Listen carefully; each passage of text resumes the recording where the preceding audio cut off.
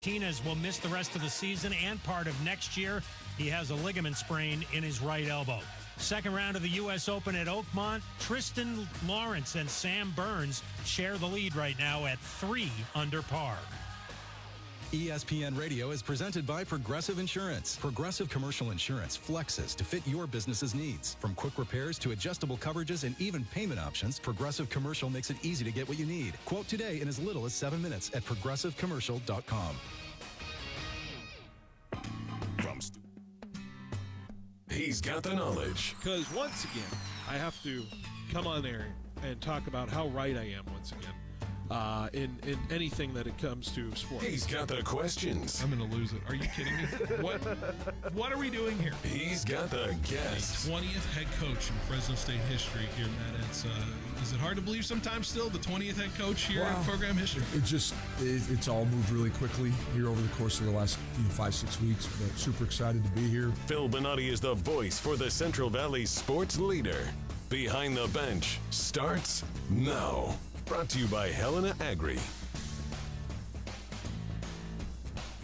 That's right. Behind the Bench here at 1430 ESPN Fresno, the Valley's local sports leader here on a Friday. Happy Friday, everyone who is listening, however you're listening, wherever you are listening here on the Central Valley's sports leader. Happy June 13th, Friday the 13th. Hopefully everybody's having a good and lucky day today, so it should be a lot of fun. We're here for an hour and a half. Big thanks to Tony D for tossing it to us in the previous hour. Tony D Show, Sportsline Bulldog Hour, Tony D from 2 to 3 on weekdays, pending our schedule. Of course, if you miss his show, if you're just tuning in and you just missed Tony D, of course, you can listen to him on the 1430 ESPN app or 1430 ESPNFresno.com is the way to listen to him live and on demand. So that's a big thanks to Tony D for tossing it to us, like I said.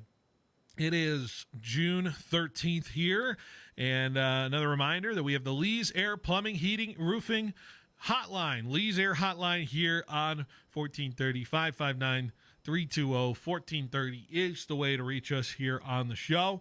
If you have any commentary you want to join alongside here, get in the conversation, that is the way to reach us here. Lee's Air Hotline is the way to get to us. Lee's Air Weather Check, sitting at 93 degrees today, getting up to maybe 94 as well. That is our high for today, sitting at the same temperature tomorrow as well. Maybe climbing up to the high 90s here by the end of the weekend. Nothing too terribly unmanageable, I would say, here in the Central Valley. Pretty part of the course here, sitting around the 90-degree temperature. So pretty, I would say, knock on wood here, but it's been pretty pleasant, and we haven't really had the heat up just quite yet that I think a lot of people are ready for when it comes to the summertime. We also have the 3 o'clock hour here right at the top of the show, brought to you by Clovis Truck Center. Clovis Truck Center, formerly known as Line-X of Clovis. They're the first, the biggest, and still the best here in the Central Valley, and they are bigger than the Bedliner. Clovis Truck Center here, just south of the Clovis Rodeo Grounds. That's where you can find them in Old Town Clovis, Clovis Truck Center. Be sure to stop by and say hi to my friends over there. We also have Fashion Furniture is a gracious sponsor of this show as well. Fashion Furniture, who, by the way, we continue to tell you, they're still facing that overstock situation. That's right, due to critical overstock. The owner of Fashion Furniture orders immediate elimination of $5 million worth of fashion famous name brand furniture here directly to the public. That's right.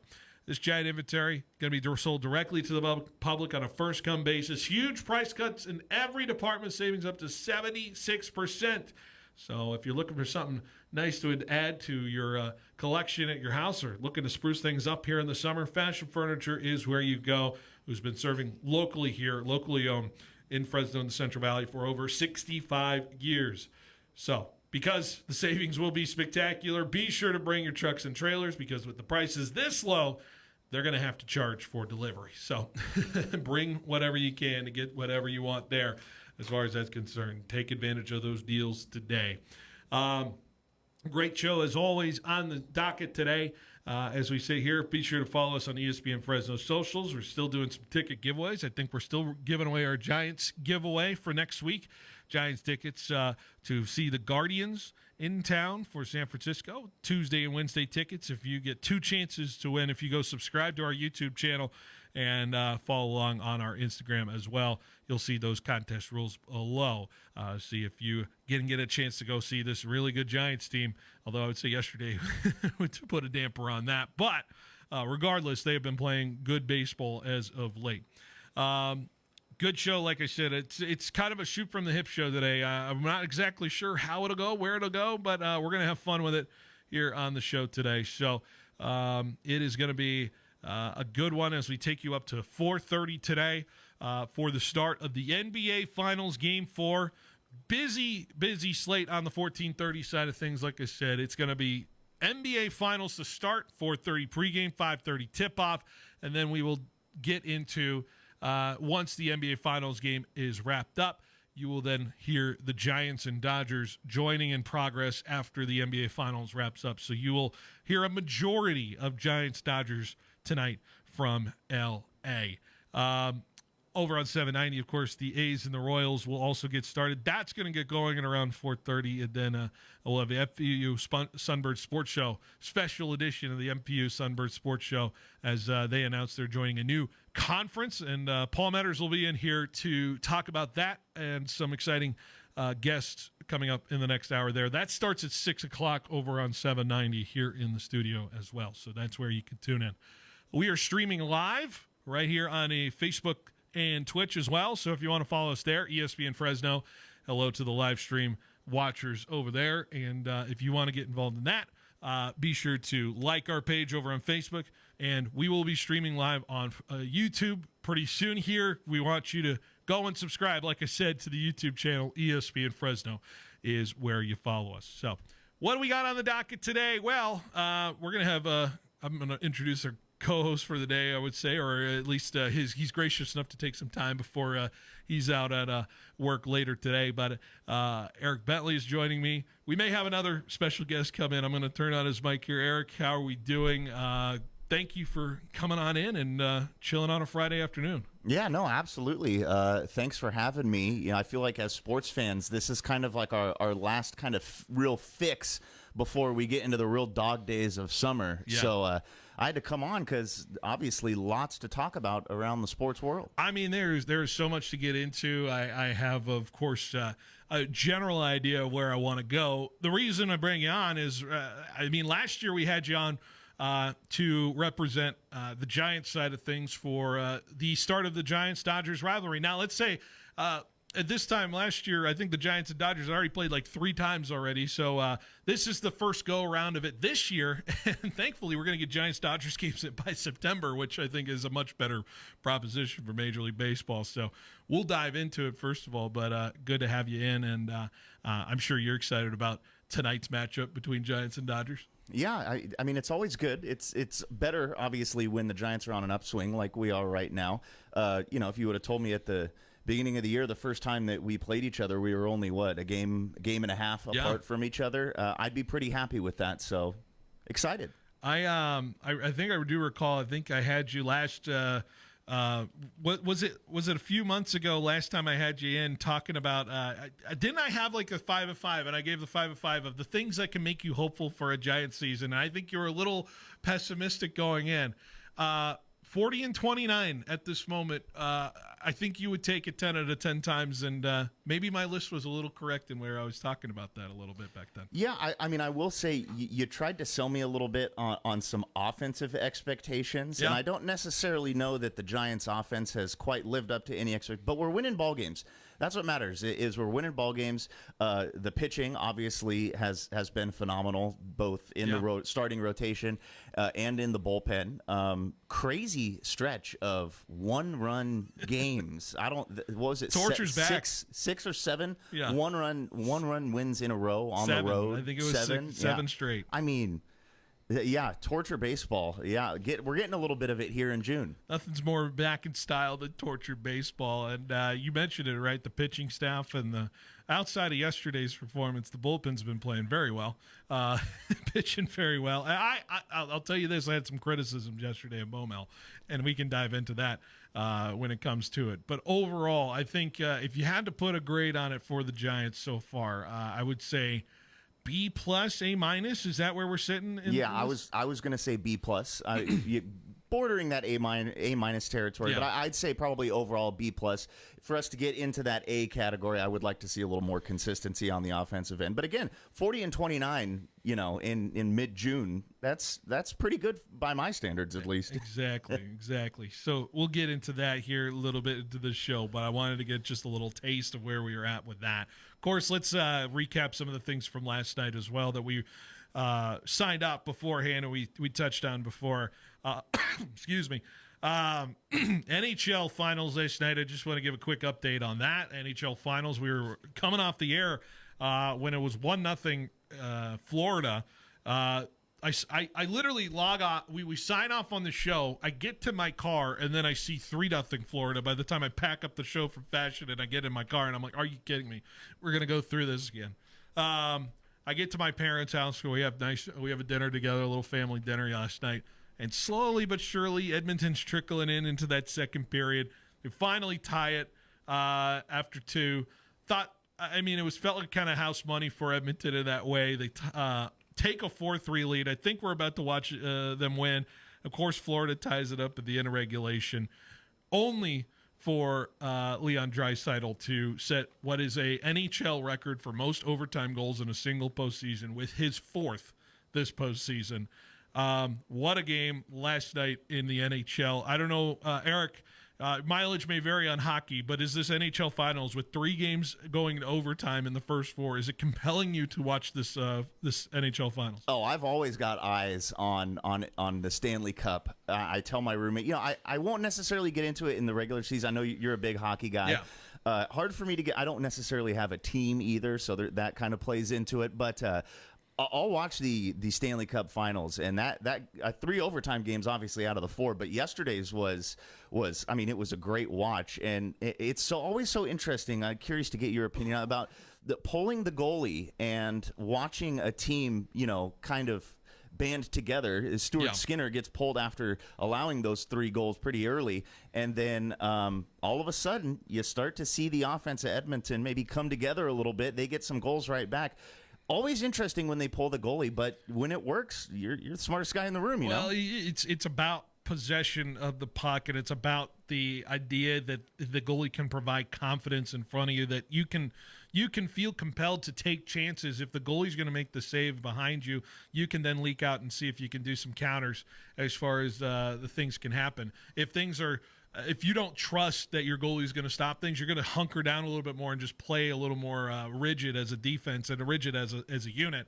I felt like Edmonton opened up a little bit because early second period, the replacement goalie showed that he can make some saves that allowed Edmonton to free up a little bit. And then when you get that first goal out of the books there, it was so key for that because Edmonton's so potent on offense. It's the best offensive team left in this playoffs, of course, obviously, and it had been throughout this whole playoffs. So I just felt like that's a different mental change. It talks about you talk about it with a strong defense. If you have a defense on the side of your football team, right, your offense feels like it can be compelled to do some things that it not normally is able to do.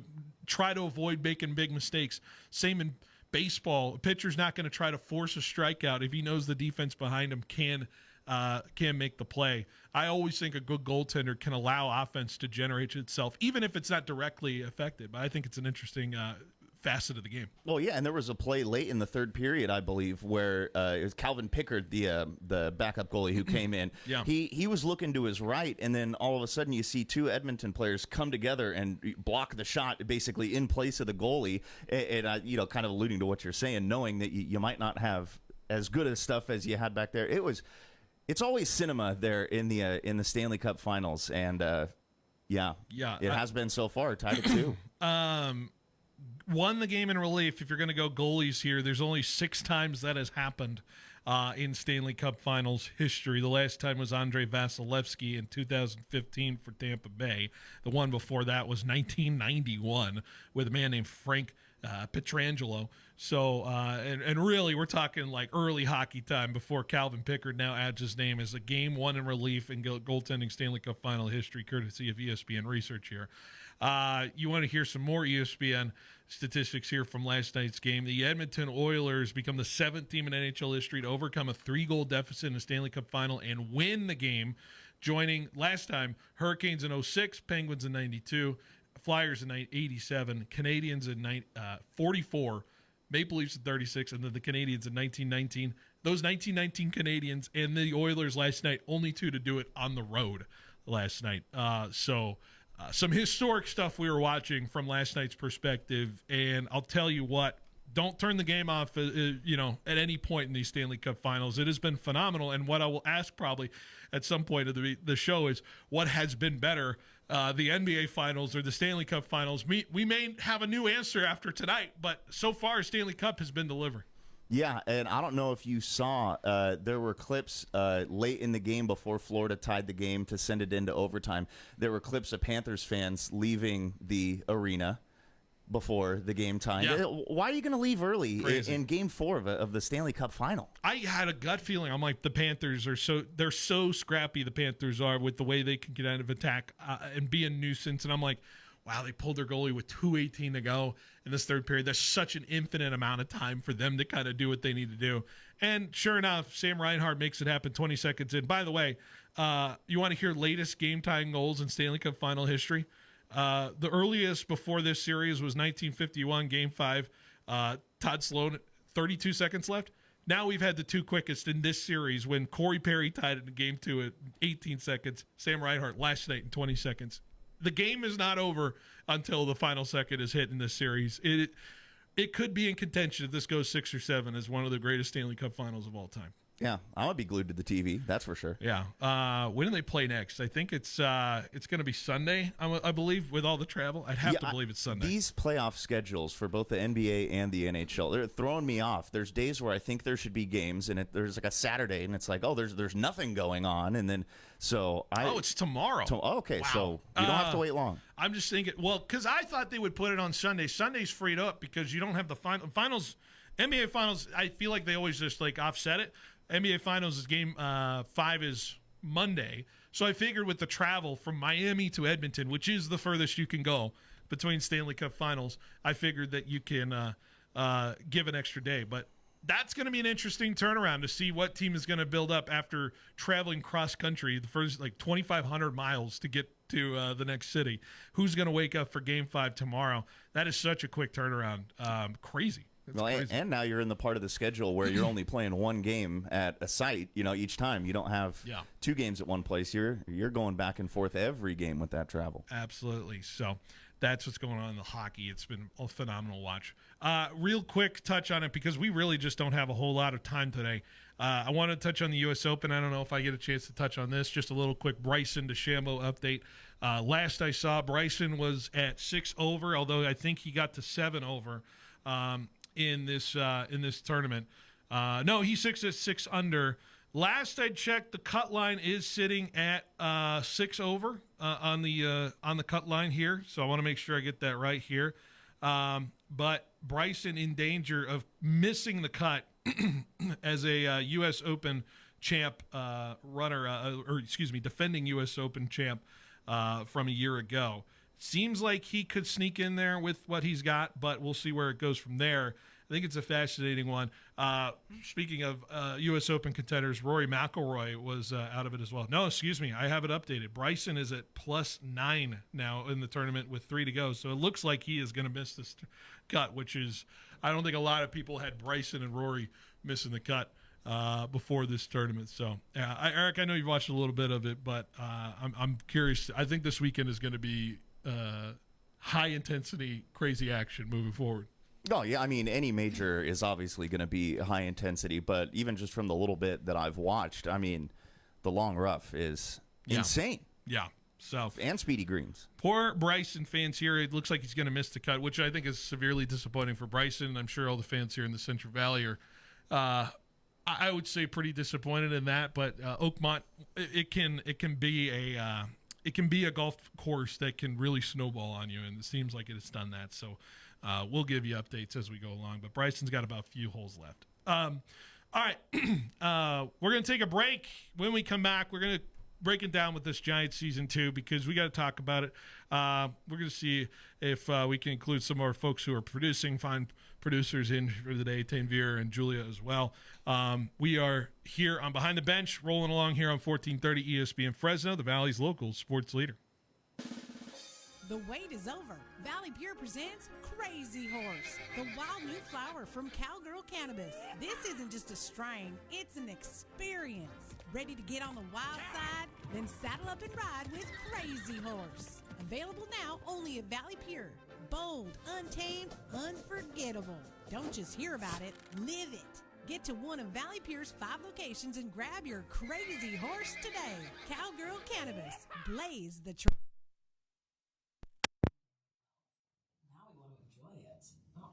You want to get the headset so you can hear them? Yeah, that's a good call. Yeah. Because we had that issue with Asa on Tuesday. Scott, even. And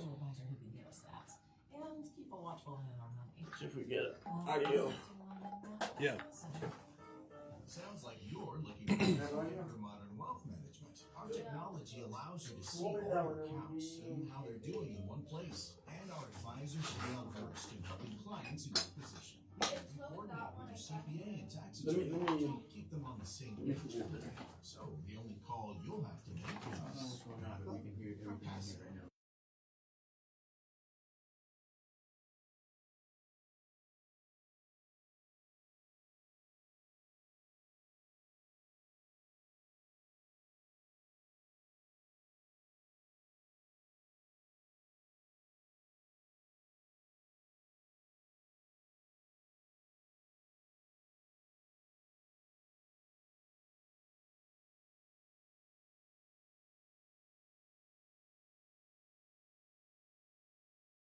Insurance for races. I don't know. You guys weren't saying anything bad, but we could hear you guys.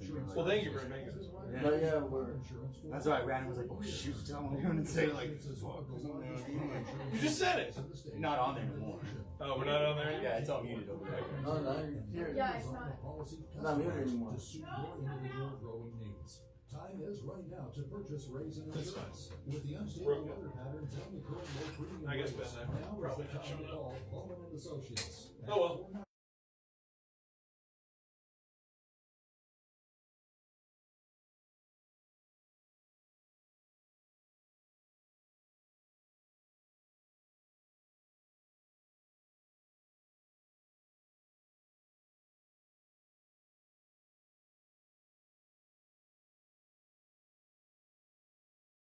Well, just be careful, or we can mute it. I don't know. You'll get your cash value quote. So for some reason, it's not on air.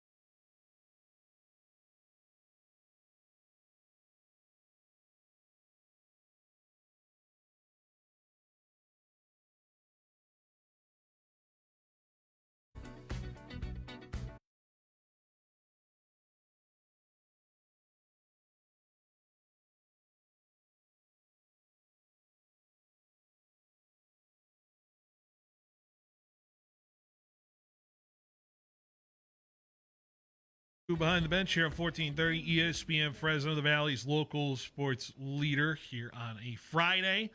And it is the start of Giants, Dodgers, and so on out of that. I got The guy who was with me the first time we were talking Giants-Dodgers last year on Behind the Bench. Of course, we were over at Blast and Brew over there doing a little watch party as the Giants were opening up over at in San Francisco. This time they get Dodger Stadium, and Eric Bentley here with me. It's been an interesting year for this Giants team. I'm going to dive into it a little bit more. One of the thought exercises I had done earlier this week is, as we are, I think, like a month away from the All-Star game, like, who are the Giants All-Stars is a good question to have, and how many are the Giants worthy of? There are some names we could bring up here, but I'm curious where your thoughts are before I start telling you what we were thinking as well. I would say probably All-Stars on the pitching side, yes. Yeah. I don't know about anywhere else. Mm-hmm. But, I mean, obviously what both Logan Webb and Robbie Ray have been able to do there at the top of the 1-2 there in the rotation has been extremely impressive to me. I mean, we know what Webb is capable of, but obviously seeing Robbie Ray, a little trouble with walks here and there, but, I mean, having those two go back-to-back has really been fun to watch. So I would say All-Star consideration-wise, it's there. Robbie Ray has been really good. I would say he's probably a little frustrated out of the start. Was that Wednesday? Was it Wednesday he had the Colorado start? I want to say it was, because I think it was somebody else. It was Kyle Harrison Tuesday. That's right. It was Kyle on Tuesday. It was Robbie on Wednesday. Logan Webb's K to walk ratio has been ridiculous. Yeah. Look at he's just been getting better and better. 101 to 17. Yeah. Insane. He goes tonight, which tonight should be fascinating to watch with him going up against the Dodgers. Of course, he's got all of that going for him. But who's been – because I see Logan Webb, and he's been kind of the front-running Cy Young possible candidate. I think he's fourth in the odds as far as the pitching is concerned. But I argue Robbie Ray has been equally impressive, if not more. Who deserves, you think, to be above each other in that ranking a little bit? Where would you lean towards? Because I know Robbie's got the record in the ERA a little bit, and Logan's got more of the strikeout, walk, flashy stats as well.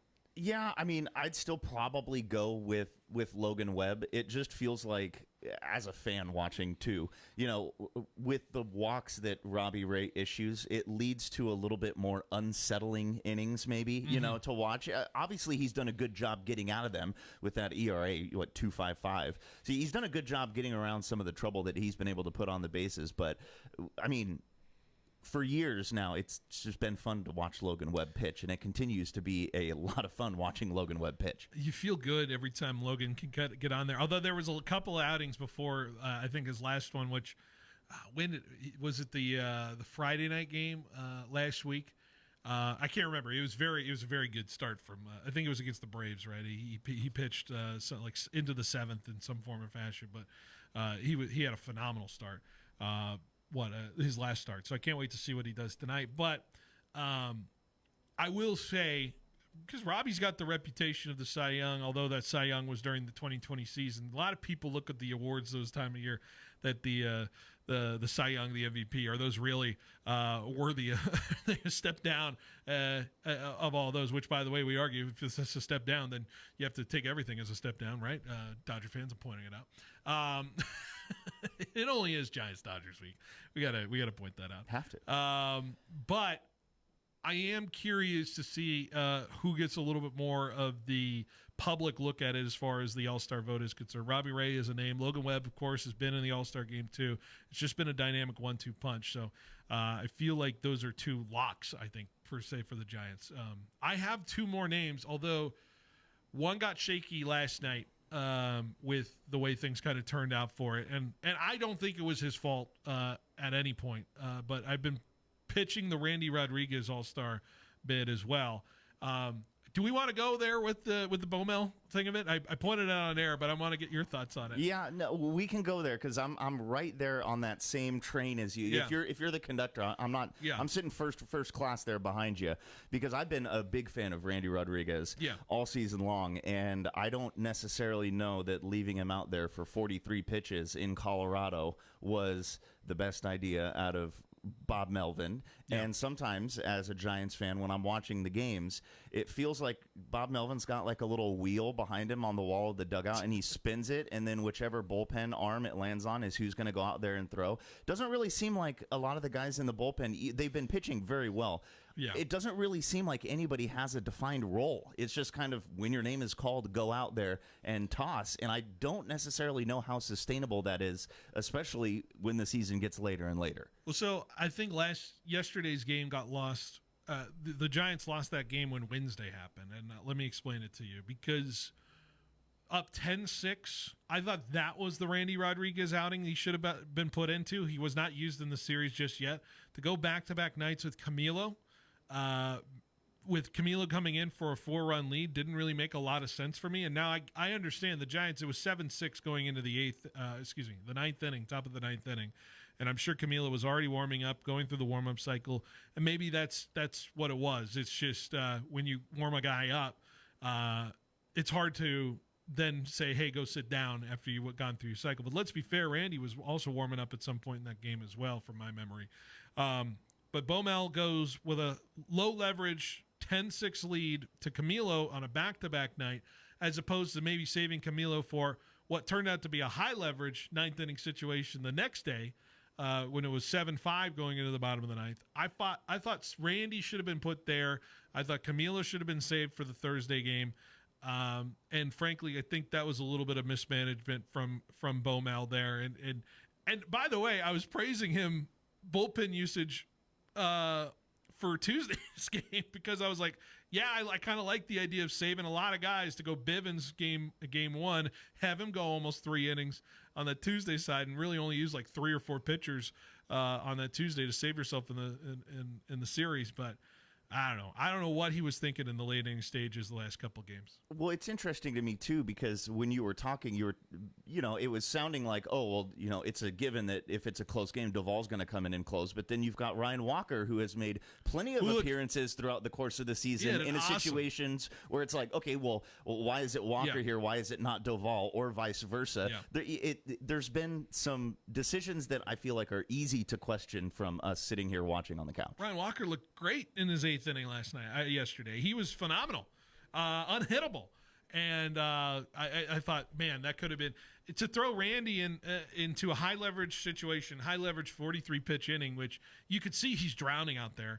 I don't know. I just don't know where he could have gone after that, but I think the setup of it didn't allow the Giants from Wednesday night into Thursday. I thought he set himself to kind of handcuff himself a little bit at the tail end of that game. And yeah, Hayden Birdsong left the game, I think 7-3, and you got to believe that the bullpen was able to hold it down. But sometimes it's just like that in baseball. Yeah, and it seems like from the games that I've watched, there have been plenty of times where Bob Melvin maybe has left a guy in there, a batter or two, too long. And I'm not sure why the leash was so long on Rodriguez yesterday, especially in Colorado. It kind of felt like at some point you kind of had to go out there and do your pitcher a favor when you have so many capable arms with what has been so far this year the best bullpen in the major leagues. I didn't quite understand not just the usage of Rodriguez in that spot, but also how long he left him out there. Yeah, but outside of that, I think Randy Rodriguez was phenomenal. I hope his numbers don't skew up again to a situation that's looks a little more human. But I think he's still been if you have the best bullpen in baseball, frankly, you should have a representative out of that bullpen in the All-Star game. I think that just has to be a given. I mean, even with yesterday's game, Rodriguez has given up 3 earned runs in 30 innings. Yeah. That's pretty good. What's his strikeout? Do you got strikeouts to walks right now? Yeah, I've got it. 44-5. Yeah, that's he still has an ERA of 0.9. He went up from 0.61, I think, when I checked earlier this week, to 0.9. So didn't skew the numbers too much there, even after a rough outing in Colorado. That's pretty dang good. May I nominate one from the lineup if I can? I think there's still a chance there's one representative from the lineup. I do think Elliot Ramos can get a look still. At the All-Star game. He made it last year. Sometimes when you make an All-Star game, you kind of get that reputation that you should be in an All-Star game again. I think the outfield is a little limited in the NL side of things. I think Elliot can sneak in there. He had a really good month of May. I think he's still swinging a pretty decent bat for the Giants. I'm nominating Elliot Ramos. I think he has an outside shot of making it again. I don't disagree, and it's funny because when you say all-star, I think immediately anyone is going to think of like the flashy or a big name, and obviously that's something that the Giants don't have. They're going to have to get in based on their numbers, and Ramos he's been good for us obviously with the power, 11 home runs, batting almost 300. He's been one of the few who's been able to come up with a big hit when we've needed one, when a lot of the rest of the lineup has been lacking in that department. So, I think that of anybody, Ramos would probably be the best shot in that Giants lineup to get an all-star bid. I know we were sitting there, and Jung-Hoo Lee's name can come up as well. He's actually he got crazy high. He had a really good series in Colorado coming off a few days off. So I wonder if he can go crazy in June and get back into that conversation, because we had Jung-Hoo Lee mania for a little bit right at the top. I think he was like a top 15 MVP candidate in the National League at one point, odds-wise. So I am if I want to go like baseball nerd out a little bit, I like defensive metrics when it comes to my all-stars. I think guys should make it for defense, and I think Jung-Hoo Lee settling down center field for the Giants as opposed to what we saw last year, which was just a circus out there in the outfield sometimes. I just appreciate what Jung-Hoo Lee provides, which is just a surety that we will get things taken care of on the outfield, and that to me is enough to at least have that conversation of him being an all-star. Also with the bat, if he heats up a little bit, just like he did in Colorado. Well, the thing I like about Jung-Hoo Lee's with the bat, obviously we know what he provides defensively, like you were saying, but with the bat, he doesn't try to do too much. Even when he's struggling, he's not really trying to do too much. Okay, outside pitch, I'm going to take it the other way, inside, I'm just going to flip it over here.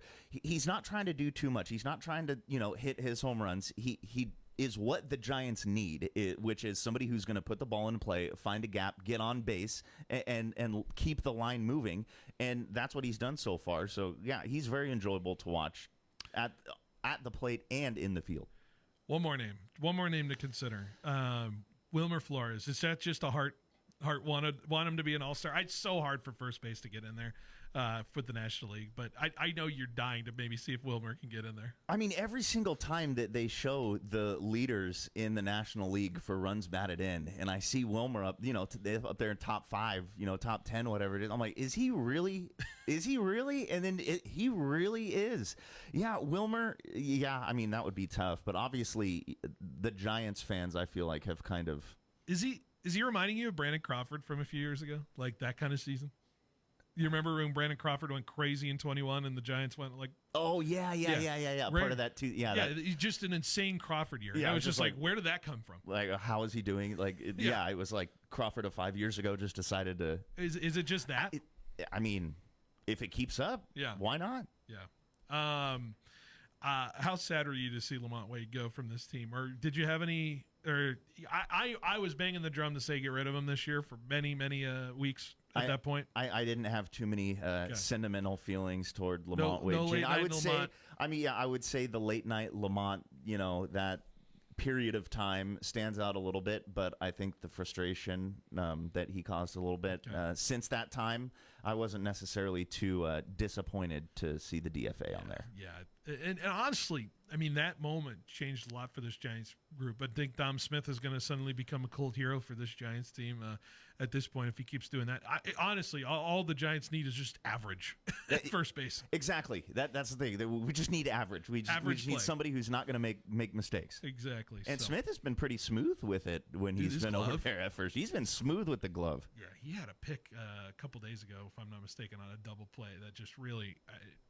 oh my gosh, it was quality stuff. I would say I trust his glove than many others out there. Yeah, couple of those were the official scores. Like, thank goodness he picked it because I didn't want to give somebody an error. Yeah, the official score dream, right? Is to have a first baseman like that. So, all right, let's take another quick break because we're going to dive into this Dodger Giants thing and where the longevity of this season can go for these two teams. And honestly, we can argue that these teams are a lot closer than you think in terms of talent here. So stay with us. We're on 1430 ESPN Fresno, the Valley's local sports leader. Hey guys, Phil Benotti here to say a big thank you to all that participated in our Student Athlete of the Week program. It has been an amazing year of sports, and we have seen some fantastic achievements in and outside of the classroom. We want to thank all of our sponsors throughout the season, including a big thank you to the Fieldhouse, who is hosting this year's Student Athlete of the Year banquet. Be sure to swing by the Fieldhouse for all their daily food specials Monday through Friday. Student Athlete of the Week will return next season. We look forward to honoring the next wave of athletes in the Central Valley. No matter the time, morning, noon, or night, Black Bear Diner in Fresno has you covered. Breakfast, lunch, and dinner served all day just the way you like it. At Black Bear Diner in Fresno, you can count on them serving up hearty portions that satisfy even the hungriest appetites. Plus, the little Cubs can enjoy their brand new Cubs Corner too. So gather your family and friends, bring your appetite, and make it a meal to remember at Black Bear Diner in Fresno, corner of Sean Martin. Black Bear Diner. Welcome to A+ Signs. Thanks. Yeah, I need some custom exterior signs for my business. Great. What's the name of your business? C+ Signs. Wait, you own a sign company? Yep, C+ Signs. And you want us, A+ Signs, to make your signs? Yeah, I need them really fast, and we can't touch our turnaround times. We are kind of known for that. For signs that stop traffic, drive traffic, and even direct traffic, call A+ Signs. Remember, A+ has great technicians to service and repair signs, too. Yeah, we got a guy, but he's afraid of ladders. Sports fans, whether you're gearing up for your next adventure or simply searching for the perfect ride, Ed Dina's Auto Center has you covered. Now, let's hear from the 2018 Mountain West champion, Marcus McMarion.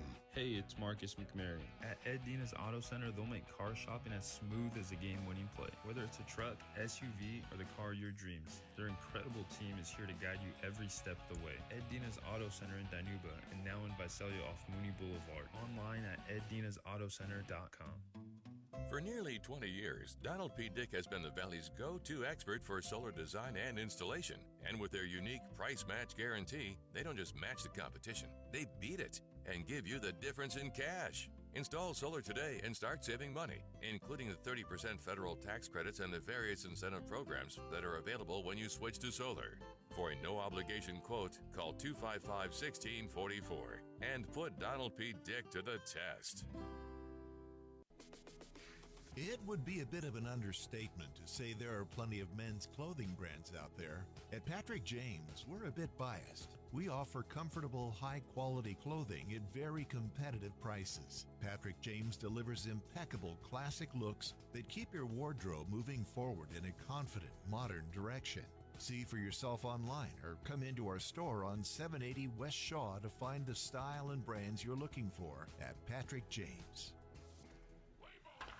It's crunch time, and KFC's got the winning play. Right now, grab a 10-piece bucket of the Colonel's hot, crispy fried chicken, thighs, and drumsticks for just $15.99. And if you're planning on feeding the whole team, make it a meal with sides and biscuits for just $10 more. That's big-time flavor without blowing the budget. So, whether you're watching the big game or feeding your starting lineup, this bucket brings home the W. No errors, no drops, just finger-looking good chicken from KFC, where every bite is a game changer.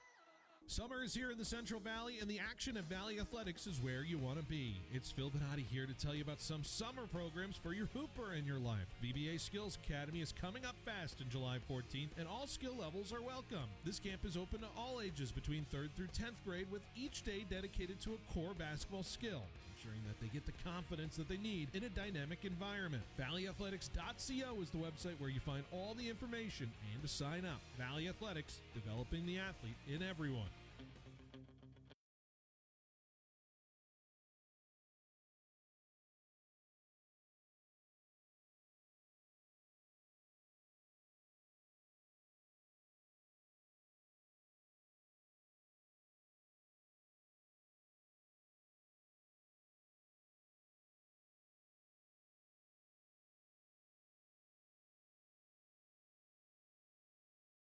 All right, welcome back to Behind the Bench here on 1430 ESPN Fresno, the Valley's local sports leader. So we talked internally about the Giants and the way their season has gone, but I want to get Eric's take on Eric Bentley here with me in studio, and we're talking about just the rivalry of this Giants-Dodgers series. And frankly, last year, I thought it was a good thing that all the Giants-Dodgers games, because the Giants were non-competitive in a lot of them.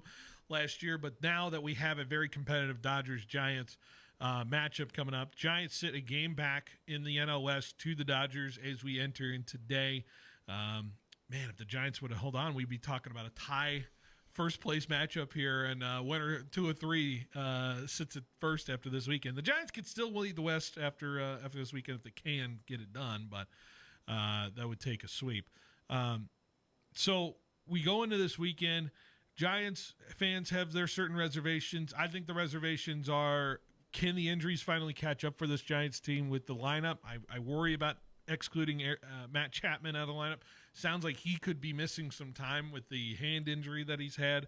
But I also challenged earlier this week that Willy Adames needs to pick up that production, and Colorado will allow you to do that if you want to find your swing again, and I think he did a little bit. But Dodger Stadium is certainly a lot different than Coors Field. So, Eric, when we go into this series, the key thing for this Giants team in your mind is what exactly against this Dodgers team going into this game? It's going to have to be timely hitting, and I know that's something that's easier said than done. But, I mean, when you look at it and you've got Webb going today, I think it's Roop tomorrow, if I'm not mistaken. I mean, and then would it be Ray on the third? Let me check that real quick. I had it up, and then I just missed it. But either way, the way that the Giants have been pitching, you got to expect that they're going to at least keep you in the game, and it looks like it's Harrison, I believe, Kyle on that Harrison, third day. So it'll be Webb, Roop, and Harrison. But regardless of who's been out there, the way that the Giants have pitched throughout the course of the year, you got to expect that they're going to keep you in games, and it's up to the offense to come to life a little bit. And we're going to have to see them do that, or else we're going to lose a 2-0 or a 3-1 type of ball game. I think this is a time this line. Now the ballpark is one thing, but this lineup, the Giants lineup can take advantage of what they're facing here against this Dodgers team, because I think there is some holes in this Dodgers team. I've said it all along that, their pitching rotation looks good on paper, but cannot stay healthy. There's a lot to bank on for this Dodger team if you're trying to find a reason for them to repeat as champs. I understand the lineup is as imposing as it can be. Freddie Freeman's having a phenomenal year again. Shohei, even though he's been not as Shohei-esque as he was last year, is still pretty decent.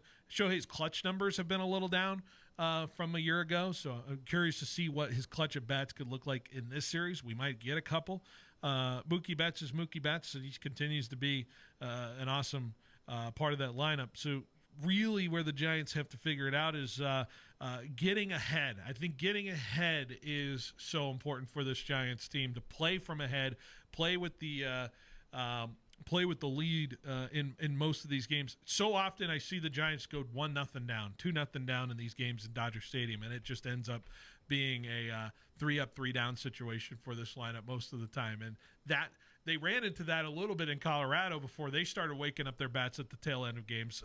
We're talking Tuesday and Wednesday. They had to kind of pull off some un-Giant-esque at-bats to make those comebacks happen. So I'm curious to see if they can afford to get up early, take advantage of the opportunities in front of them, and see what this lineup can do. Because I think the Dodgers are vulnerable in the pitching side, although tonight Yamamoto is going to be a tough task. Yeah, obviously Yamamoto is going to be a tough task. It really just kind of depends, again, how the Giants are going to bounce back from, well, I say bounce back. You had a 7-game win streak before you lost a tough one in Colorado. But I do think it is also one of those things that, it is a rivalry, so there's always going to be that little extra, motivation, that little bit, to kind of get you going. But yeah, obviously when you're playing from ahead, it's a lot easier when you've got the pitching that the Giants do to, kind of keep the momentum rolling on a positive side versus sitting there feeling like you're just trying to stay afloat, for the whole game. Yeah, staying afloat. And making sure you don't get yourself out of this division early with this series as well, because I think tonight is as big of a game for the dictation of this series and the way it goes. You hope that the plan is Webb goes 6 or 7. You have somewhat the utilization of the bullpen in front of you, although that was a little mismanaged yesterday. You're probably not going to have Randy, your best bullpen arm at all.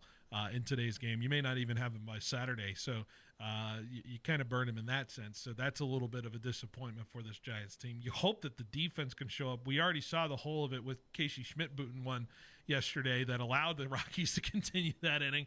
That would have been a double play ball. Chapman would have turned if we had him. So the defensive deficiencies can be there a little bit for this Giants team in this game as well. You can't afford to give extra at-bats to this Dodgers team. So that's the other scary part of this series to me, is the lack of, I would say, defensive assurances that Matt Chapman usually gives you and Patrick Bailey usually gives you.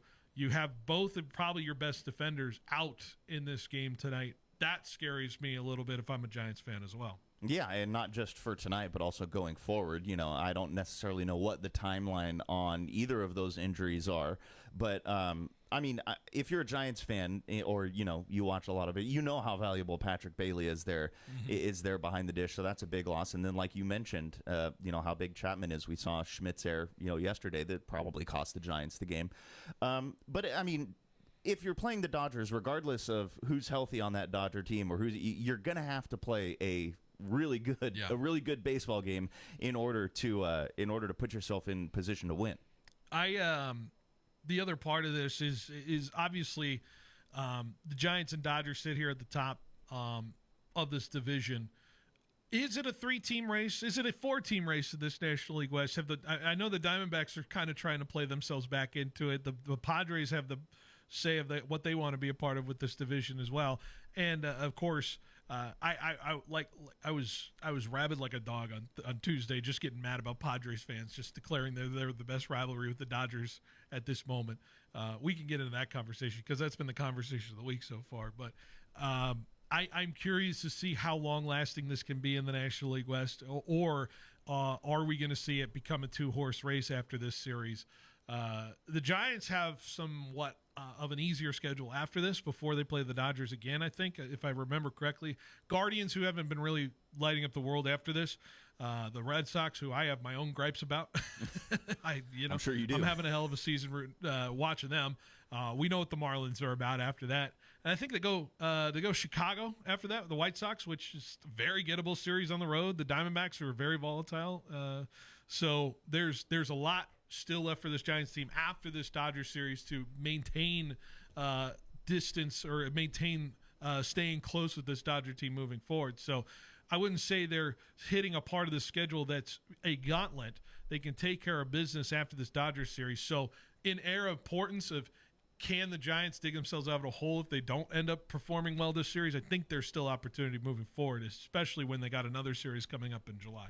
Yeah, 100%. But how much easier is it going to be to move forward if you're, let's say you're able to take 2 out of 3 in LA, or even let's take it. Yeah, you're going to feel a lot better leaving LA and coming back to Oracle for a set against Cleveland if you're able to get at least one there from the Dodgers. That stretch doesn't feel too bad for the Giants. No, right? it really doesn't. If we, hopefully don't play down to the competition when we're facing it. I will take a Red Sox win on Sunday when I go to the ballpark. That's fine. Next week. So can you just give me that? Yeah, I'm okay with that. You. I'm excited. I'm excited to see Roman Anthony play. Hopefully he's there. If the Red Sox do the right thing, they will not take him down. I would lose my you-know-what if they send Roman Anthony down after I was ready to go see him. Okay, so what's your I mean, you have your fan prediction, but what would you say? How would you say this series is going to go? The way it's going to go for this thing.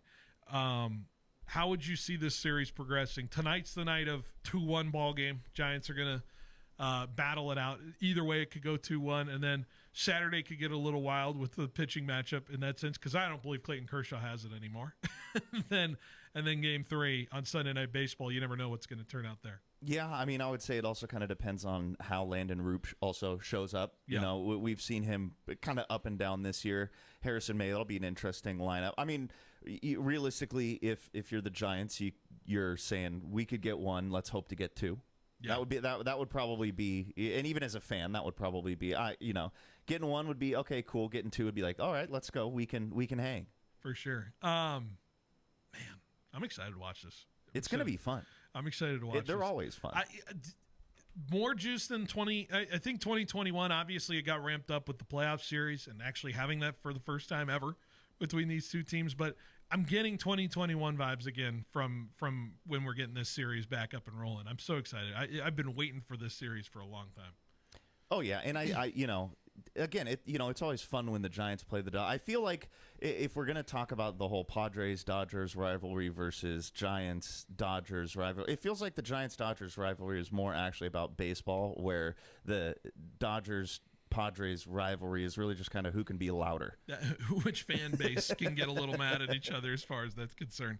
I always say you're not a rivalry until there's people arrested for attacking fans. And we know in one series that happened, and the other we haven't seen that yet. So I'm not condoning that behavior. I'm just saying it happens because that's how ferocious it can be. Anyways, all right, we're gonna take a break here at the end of the hour. When we come back, Eric's a Kings fan, and I need to know what his thoughts are on watching Halliburton do his Halliburton thing with Indiana, where he's 2 wins away from being an NBA final champ. So stay with us. We'll be right back on 1430 ESPN Fresno, the Valley's local sports leader. At FFB Bank, we believe banking is more than dollars and cents. It's about people. That's why we're a farming-focused bank for hard workers, a future-forward bank for big dreamers, and a family-friendly bank that actually knows your name. From your first loan to your biggest milestone, FFB Bank has the tools to help you chase your goals, crush them, and score big. Because your wins are our wins too. So what can FFB Bank do for your business? Find out at ffb.bank. That's ffb.bank. FFB Bank. Let's win together. Member FDIC, Equal Opportunity Lender. They say when you do one thing long enough, you get to be pretty good at it. Locally owned businesses led by multiple generations of family learn early on about the value of customer service. Of course, having great products, especially in the world of technology, is a clear advantage, but nothing is more important than making customers your #1 priority. My suggestion for the right company for digital office technologies and services is CBM, California Business Machines. With offices in Fresno and Visalia, this top-tier Kyocera dealer has led the category, not only in technology, but with customer service. When you partner with CBM, you're aligning your business with a premier, nationally recognized company. Since 1953, CBM has been helping Valley businesses manage, change, streamline, and control their expenses. In fact, California Business Machines pioneered the 3-cent color copy, and I'm sure they'd love to tell you more. Call 225-5570 or check them out online at cbmsolution.com. Prices on steel and materials are going up, but at Pacific Steel Supply, they're still delivering the best deals in the industry. Whether it's residential, commercial, industrial, or ag projects, Pacific Steel Supply will match or beat any competitor's price by an extra 10% on top quality steel, metal roofing, and components. With 24/7 service, fast delivery, and the best prices, the time to act is now. Get your free quote today from Pacific Steel Supply in Fresno, Ashland, and Parkway off Highway 99 or online at pacificsteelsupply.com. Central Valley, are you ready for a seamless car buying journey? Madera Toyota Chevrolet has you covered. With their 25-year, 250,000-mile warranty and everything priced under MSRP, you're always in for a great deal. Plus, enjoy their no-pressure policy and 2 years of free maintenance on new vehicles, their way of saying thank you for choosing them. And calling all truck lovers, explore their selection of rugged Silverados, powerful Tundras, and versatile Tacomas. Whatever your needs, they have the perfect truck for you. Visit them today at MaderaToyotaChevrolet.com, where every drive begins with trust. Fresno's flooded with junk removal companies. Most are slow, sloppy, or overpriced. Here's the difference. Everyday Junk Removal shows up, hauls fast, and gets out. Furniture, gone. Mattresses, gone. Construction debris, yep, gone. Dumpster rental, handled. Rated 5 stars on Google because they don't screw around.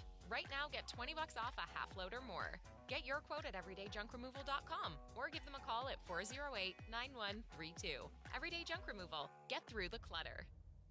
I'm here at the Big Game Headquarters, Total Wine & More, stocking up for the big celebration. The perfect bourbon, local craft beer. Forgetting something? Oh yeah, Cabernet, seltzers. The day after is Valentine's Day. Whoa, new game plan. You got this.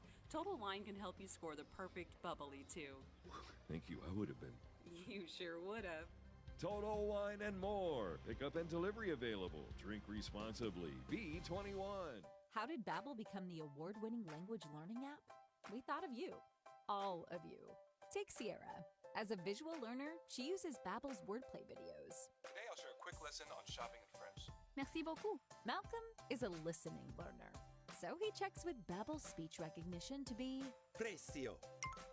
However you learn, Babbel makes it easy.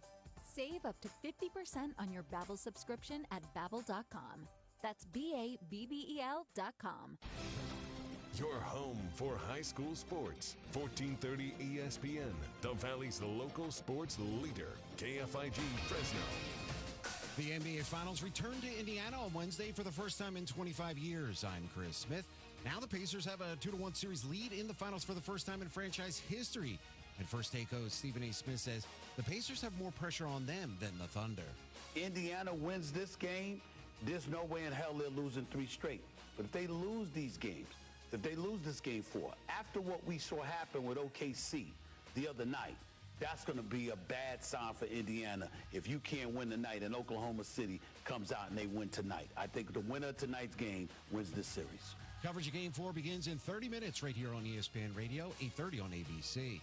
And according to ESPN Shams Charania, Nuggets guard Russell Westbrook declining his $3.4 million player option and will be a free agent on June 30th. In the second round of the U.S. Open, Sam Burns shot a 5 under 65 to sit atop the leaderboard at 3 under and a 1-stroke lead over J.J. Spawn, while Victor Hovland is 2 shots back at Oakmont Country Club. In Omaha, Coastal Carolina broke a tie with a 3-run 8th inning to down Arizona 7-4 to extend their winning streak to 24 games. The Shots improved to 7-2 all-time at the CWS, with the last 3 wins all coming against the Wildcats. They face the winner of Oregon State and Louisville on Sunday, 7 p.m. Eastern on ESPN2, as the Beavers and Cardinals about to get underway on ESPN and ESPN+. In the W, Asia Wilson will miss the Aces game against the Wings after being placed in a concussion protocol. The 3-time MVP was struck on the face in Wednesday's loss to the Sparks. What's up, kiddos? Clinton Yates here. Coming up on Monday, we'll react to both the NBA Finals and Stanley Cup Final before getting you caught up on everything you need to know from the weekend. That's Monday on Clinton and Friends at 10 a.m. Eastern, ESPN Radio, and the ESPN app.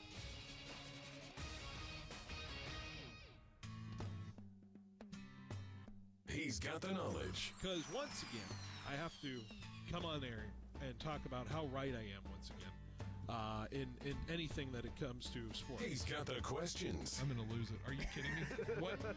What are we doing here? He's got the guests. 20th head coach in Fresno State history here, Matt. Is it hard to believe sometimes still the 20th head coach here in program history? It's all moved really quickly here over the course of the last 5-6 weeks. But super excited to be here. Phil Benotti is the voice for the Central Valley sports leader. Behind the Bench starts now. Brought to you by Helena Agri. That's right. Behind the Bench here on 1430 ESPN Fresno, the Valley's local sports leader. Just 30-ish minutes left before we have to say goodbye. Send it out to Indianapolis for Game 4 of the NBA Finals, which is coming up on our airwaves in just a little bit.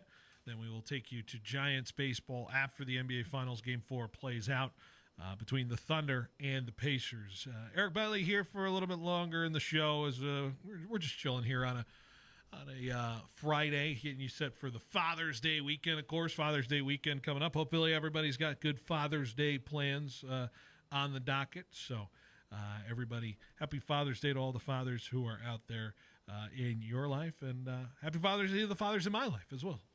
Shout out to them. Little quick thing before we go to the NBA Finals conversation. Omaha is home of the Men's College World Series, and frankly, sometimes I get more interested in some other statistics outside of the baseball games themselves. I believe Coastal has won the opening game of the weekend so far over Arizona.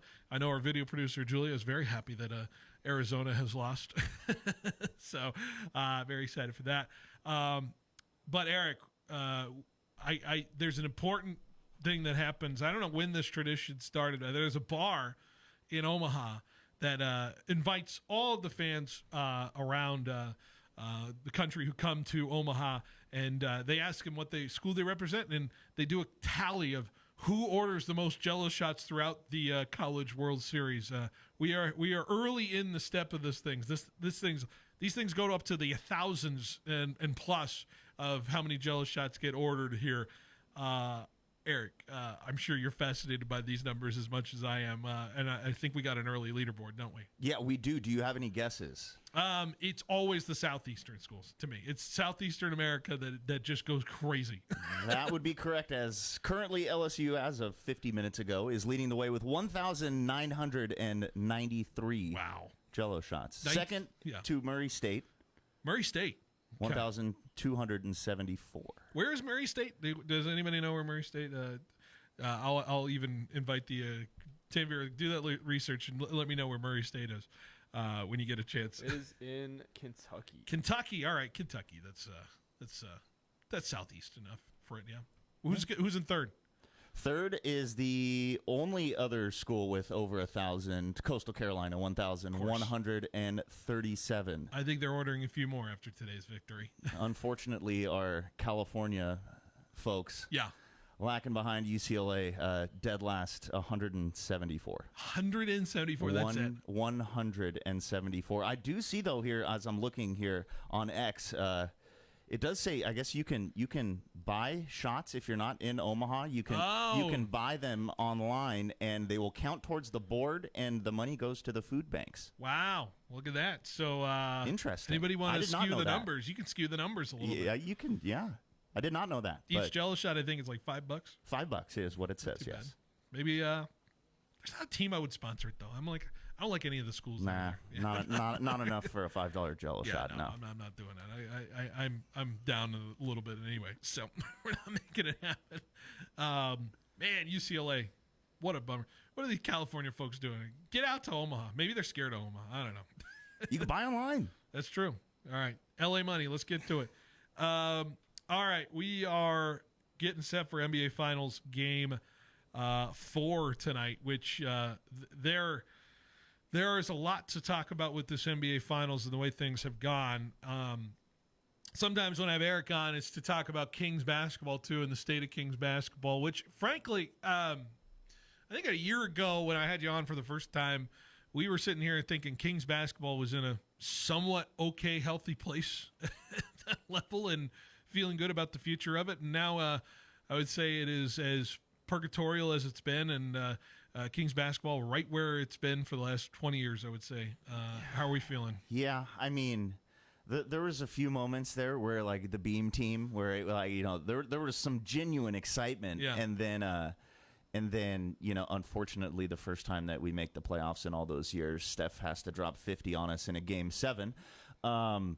But yeah, I mean, there was some optimism, and now it's just kind of like you said. It's just, we're back in this again, and of course, because of all of the trades and the moves, and seeing Tyrese Halliburton in the finals now, and it's being a Kings fan is not for the not for the I don't know what the phrase is. I'm blanking off. There we go. Thank you. It screams. A lot of these trades scream reactionary to me a little bit from the last few years. Although I don't know. Did we ever know that Tyrese Halliburton would become Tyrese Halliburton of Indiana? That is the question. And I asked this to Jose Gonzalez, who does Sacktown Sports up there, previous man behind the mic here at ESPN, who follows in on, like, how are King fans feeling about all of this NBA finals? Eric, you I think you have a little bit of peace about it because you're sitting here thinking we would have never seen Tyrese Halliburton realized to this level. Yeah, I mean, obviously Tyrese Halliburton and De'Aaron Fox, two players who are now no longer on the Kings. They're both very good players, as we've seen. And I don't necessarily know. I mean, it didn't necessarily work out that well when they were together to begin with. Domas Sabonis is a great piece for the Sacramento Kings. I'm not mad at all in the return wise. We got good return. Sabonis has been great for the Kings. I don't necessarily know that Tyrese Halliburton would be the Tyrese Halliburton that we're seeing right now if he was still in Sacramento. Mm-hmm. So I don't necessarily harbor any ill will towards Tyrese or necessarily any player that gets dealt from the Kings, because that's a whole nother story in and of itself. Just a year ago, people were the NBA players did this anonymous vote that they said Tyrese was even the most overrated player in basketball. I don't know if you would have agreed with it, but it was a fascinating result in this anonymous poll. Do you feel like he was a little overrated in the sense because he took a team to a finals cup, like a cup finals, and felt like Indiana didn't really challenge anybody when it got to that NBA Cup in the first year when the Lakers won it, or got to the Eastern Conference Finals, put up a good challenge against Boston a year ago. I find it interesting, the perception of Tyrese Haliburton going in, and even to this extended level, he's starting to pick fights with media personalities out there and saying what of it as far as the way people talk about him. I find it fascinating of basically him doing double middle fingers over the last few days. Well, I mean, I think that's what's so interesting about the NBA is I think they're probably the most online sport out there. I mean, NBA Twitter is a very, it's a big thing, and a lot of players will go on. I mean, Kevin Durant, obviously, great basketball player, but he loves to go online and chirp. So I feel like a lot of that online personality, it kind of infiltrates its way into the locker rooms. So it doesn't surprise me that some of these guys might feel a little bit petty and vote somebody as underrated just you know what I'm saying? Just because there's a little bit of beef there. Yeah. I like it. It makes it entertaining. It makes it funny. And the clutch factor of it as well. I mean, every series he's been in this series, this playoffs, has just had a moment that will stick for you. If you're a Pacers fan, you're going to remember this postseason run no matter what happens if you come up 2 wins shy of an NBA Finals. I know that's going to feel horrible if you end up doing it, if you end up not winning the NBA Finals, but I will say this is as magical of a run as you can get. It feels like house money for this Pacers team. But what is your reaction just in the simple of watching basketball? You're like, I can't believe he did this again. I cannot believe he's doing what he's been doing in this postseason. I mean, it's insane. The shot against the Knicks in Game 1 that was off the back iron and hung up in the air for, however long before fall. I mean, it's every single time the ball leaves his hand, it's like there's no way this is going to go in. Yeah. And somehow it does. And it's been doing it every single series for the entire playoffs. Has it been – I'm trying to think of context of, like, how many guys have had this kind of postseason run where it's just this guy doing one thing to keep his team in it. Although I will say the sum of parts have been more apparent from the Pacers than I think a lot of people realize. But I'm curious to see the context of it. Have we ever seen anything like this? I'm trying to think. Maybe it's Dirk dragging the Mavericks in 11, but – even then, and by the way, same coach with Carlisle at the helm, and I'm wondering if that's a factor to it, is having a guy realize what he's capable of in those situations. I wonder if there's an aspect of it. But I don't think of many runs like these in the NBA playoffs. Usually it's the collective that ends up winning everything. Yeah, or, you get the one guy who, but yeah, as far as that. Like I'm thinking AI, this is before I started watching, like AI during that playoff run when things were going on for the Sixers, before, obviously, after the Ty Lue step over, suddenly the Lakers were able to be the Lakers after that. But I don't know many other runs like this that's just comparable. And then I feel like it kind of bleeds into the is he a superstar or not debate. You know what I'm saying? Because typically I feel like you would expect for, the superstar or, the guy on the team, which I guess Tyrese is, kind of the guy for the Pacers. But, I don't know. I can't recall really off the top of my head where you get a run where it's just this one guy, and especially maybe it's Kawhi with the Raptors. Is that the? But the Raptors team was maybe a similar comp to it, where it's just like man on a mission. Kawhi hit the shots. He had a teammate in Pascal Siakam who's now on this team that has the kind of that championship DNA, and they were just collectively a good group. Tanvir, I'm going to put you on the mic. I know Eric, you just interrupt you for a second, but. Maybe the Raptors is the comp for this Indiana team. It's not as crazy of a run, but I think of the 76ers shot in the second round against them, and maybe comparing Kawhi's run to Halliburton's run, this is the team we comp it to. Yeah, I think that's a good comp overall, but I think if from a player's perspective of like just big-time shots over an entire playoff series, 2018 LeBron kind of comes to mind where he was kind of hitting every shot that you thought was impossible, and I feel like Tyrese at this point has gotten – to that level in terms of when the game is in the clutch, you're going to give him the ball and something magical is going to happen. So I think if we're, from a player's perspective, I'm going to say 2018 LeBron. From a team perspective, I think the Raptors for sure is a good comp. The Raptors, I've been trying to figure this out for the last 2 weeks of what compares to this Indiana team, whether it's a one-of-one that we've seen. And let's be fair, we're getting to that level. You want to hear some one-of-one stats for this Pacers team? Like, Pacers are the third team in finals history to win multiple games when trailing by 5+ points entering the fourth quarter. By the way, we've only had 3 games in the finals. The other two, the 97 Bulls, the 70 Knicks, those teams won the title. So, and by the way, if the Pacers do it again at any point in the series, no team has ever done it 3 times to win. Both teams playing phenomenally. But, Eric, you want to hear another crazy stat that points to the Pacers potentially winning this series if you want to go about it. Teams that have won 10 or more games by a single-digit margin in the postseason, there's been 6 teams that have done it ever. The Pacers became the 7th after winning on Wednesday night. All of those teams, the 6 teams, have won the NBA Finals. The Pacers would be the 7th if they can pull it off. No team has ever lost the finals and won that many single-digit margin games in a postseason. I mean, it's just crazy because you're watching and you expect almost at a certain point, like, okay, this is going to run out. OKC's been, a wagon all year long. Yeah. And the Pacers just keep throwing punches. And it's been fun. Here's another crazy stat. Both teams are still undefeated after a loss this postseason. Both teams have not lost another game, back-to-back games, this whole entire postseason. If that continues that trend, Thunder win tonight, Pacers win Game 5, Thunder win Game 6, Pacers are winning Game 7 in the NBA Finals in 7 games, which would be one of the wildest sequences of NBA Finals I would have ever seen. I'm curious if that holds true. Clearly, I think the Thunder, I feel like, can bounce back quickly and get this game tonight. They're so good in terms of cleaning things up. Shea was not Shea of the first 2 games. He had, 6 turnovers, which I think is a career high in his playoffs tenure. Thunder had 19 turnovers as a team.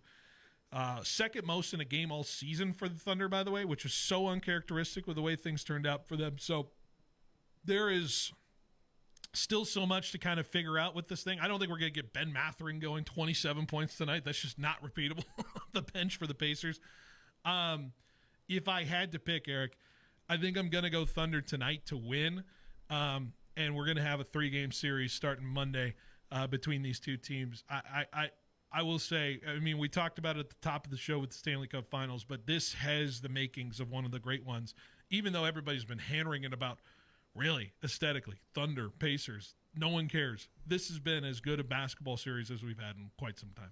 Yeah, and it's fun to watch. I mean, you can argue ratings all you want, but, it's like people are going to watch the game. And the product that we've had in these finals for the first 3 games has been spectacular. I mean, the Thunder leading the entire game in Game 1 up until, what was it, 3 seconds left, 0.3 seconds left, something like that. I mean, even the game that OKC was, pretty handily winning, you were watching it waiting for that Pacer, chip away late, and it never came. It's been entertaining. But I'm with you. I think the Thunder probably get this one tonight. I don't see them losing both, but I'm trying to think of the uncertainty I feel, but also who's winning this series going into it as well. Like, when's the last time I felt this uncertain about a team winning it all? Maybe with Warriors and Celtics a couple of years ago. I was like, it could go either way. The Warriors kind of actually outperforming that Celtics team. Suns, Bucks, I could get there with it, but I don't think I had the same amount of moments with it. And then maybe 16 with Cavs and Warriors. I don't know. We'll see. I have to get the clear picture to talk about this series in context. We're still in the middle of it. We're living in it. So, and the history books will write themselves once we know who the winner is. So we'll see how it goes. All right, let's take a quick break. And when we come back, we'll wrap up the show. Say goodbye. Take you to Indianapolis coming up next on 1430 ESPN Fresno, the Valley's local sports leader. Roger Dunn has the new Callaway Paradigm AI smoke drivers to take your game to the next level. State-of-the-art technology. They've created the most advanced driver face in the history of Callaway Golf. The AI Smart Face is designed to create a sweet spot, and not just the center, but all over the face. AI smoke drivers, fairway irons, and putters. The AI smoke driver, it's sweeter from every spot. Paradigm AI smoke drivers. Remember, you're always number 1 at Roger Dunn. Sports fans of the Central Valley, are you ready to step up your game day grilling? Step into the Butcher Boss and discover winning flavors the champions crave. Ask about their 5 for $35 deal, where you can feed up to 5 people for $35 every day. Located right off the 41 north of Avenue 11, stop by the Butcher Boss today and become the boss of your barbecue. The wait is over. Valley Pure presents Crazy Horse, the wild new flower from Cowgirl Cannabis. This isn't just a strain, it's an experience. Ready to get on the wild side? Then saddle up and ride with Crazy Horse. Available now only at Valley Pure. Bold, untamed, unforgettable. Don't just hear about it, live it. Get to one of Valley Pure's 5 locations and grab your Crazy Horse today. Cowgirl Cannabis, blaze the trail. From the roar of the Bulldog Stadium to the crack of the bat at Biden Field, Fresno State pride runs deep. And so does Precision Civil Engineering's commitment to the Central Valley. Voted 2024's best engineering firm by the Business Journal, Precision Civil Engineering brings your project to life with expert planning, surveying, engineering, and more. Proud supporters of Fresno State Athletics. Go Diamond Dogs. Go Dogs. Visit precisioneng.net today. Whoever it was that said rainy days are followed by rainbows and pots of gold definitely wasn't in the raisin business. Rain in the wrong place at the wrong time can be a disaster, a crop disaster and a financial disaster. In short, it can mean there's no payday for all of your labor. Fortunately, it doesn't have to be that way. The solution? Crop insurance for raisins. Bowman & Associates, your local crop insurance specialist, has been writing raisin crop insurance for over 40 years. Bowman & Associates is one of the largest crop insurance agencies in the state and the nation. Call Roger, Kent, or Quinn Bowman today and let them design a policy customized to suit your individual growing needs. Time is running out to purchase raisin insurance. With the unstable weather patterns and the current low premium rates, now is the time to call Bowman & Associates at 499-2020. That's 499-2020. Bowman & Associates, the crop insurance specialist. License number OF64178. What happens when your determination to advance your career meets online education? More than you ever thought possible. At Fresno Pacific University, we're committed to our mission. We're committed to you. That's why we're continually bringing new programs online. Complete your bachelor's or master's degree in a format that works for you. Discover what's possible at Fresno Pacific University. Learn more at online.fpu.edu.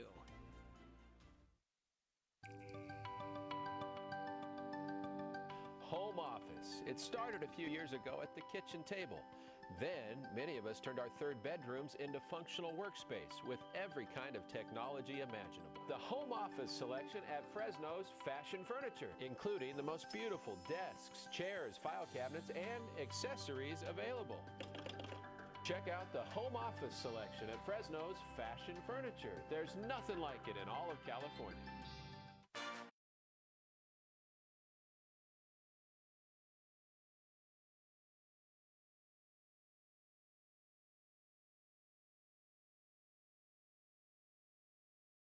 All right, welcome back to Behind the Bench here on 1430 ESPN Fresno, the Valley's local sports leader. We are just a few minutes away from saying goodnight and heading out to the Father's Day weekend. And Eric, one last little bit of time before we say goodbye. Of course, Father's Day, a great time.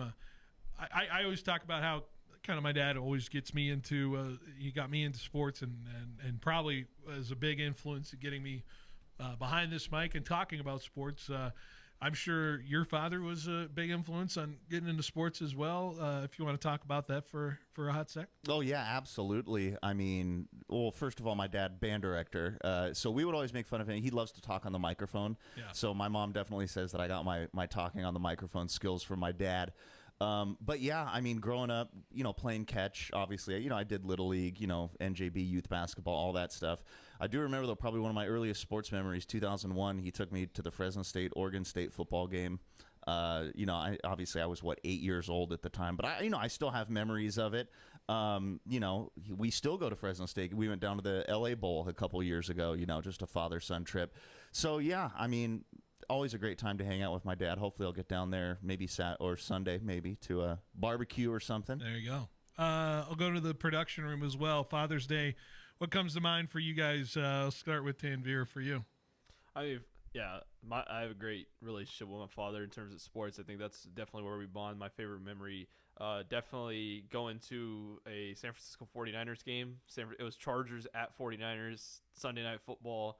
I think that was his first NFL game that he's ever been to, and I was happy that I was able to take him to that. So, yeah, always fun with him, and definitely happy that he brought me up into the sports realm. And then, Julia, I know you haven't talked today yet, but let's get you on the last minute of the show here. What comes to mind with Father's Day and maybe how he pushed you in the sports world here? Yeah, I mean, growing up, my dad would, teach me about football and baseball, and we really bonded over that. He did some sports radio back in the day, so he really encouraged me to do this, and I feel like he's one of the biggest reasons why I'm doing what I do now. And so me and him are super close because of that. That's awesome to hear. I mean, we are surrounded, obviously, a lot of people really grateful to have their fathers in their lives. And sports and fatherhood, I'm sure that comes hand in hand with it all. So very excited for it. Anyways, we hope you enjoy the weekend. Eric, thanks for coming in. Of course, Giants-Dodgers weekend, so it should be a lot of fun. I know you got to get down to the Grizzlies Stadium here in a little bit, too. So Grizzlies game tonight. Tigers night, Fresno Tigers night, I believe. Yeah. So there you go. Get Fireworks afterward. Fireworks after, exactly. So you can listen to Grizzlies baseball coming up tomorrow, by the way, on 790. So be sure to tune in there with Tim Slack on the call. Julia and Tim Veer, thanks again for your hard work this week. So appreciate you guys as always. And until then, NBA Finals Game 4 coming up next here on 1430 live from Indianapolis. Until then, we will see you Monday for another edition of Behind the Bench. Phil Benotti with Behind the Bench, here to tell you about my friends at Clovis Truck Center.